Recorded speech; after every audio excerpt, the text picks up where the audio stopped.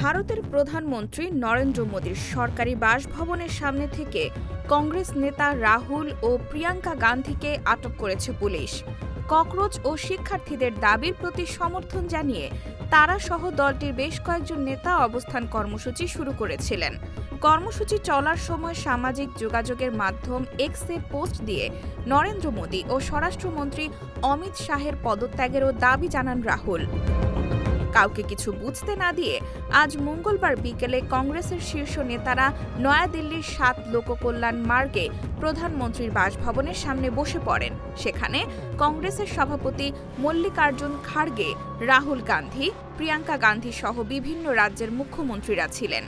কয়েক ঘণ্টা ধরে অবস্থান চলার পর দিল্লি পুলিশ ঘটনাস্থলে গিয়ে কংগ্রেস এমপিদের আটক করতে শুরু করে। প্রথমে আটক করা হয় কংগ্রেস নেতা কানহাইয়া কুমার সহ কয়েকজনকে। এরপর আটক হন এমপি সুখজিন্দর সিং। একাধিক এমপি আটক হলেও রাহুল ও প্রিয়াঙ্কা গান্ধী সহ আরও কয়েকজন কর্মসূচি চালিয়ে যেতে থাকেন। পরে পুলিশ কংগ্রেসের এই দুই শীর্ষ নেতাকেও আটক করে নিয়ে যায়। তাদের কোথায় নেওয়া হয়েছে তা তাৎক্ষণিকভাবে জানা যায়নি। তবে কি মোদী সরকারের পদত্যাগ চাওয়াই রাহুল গান্ধীদের গ্রেফতারের কারণ হলো?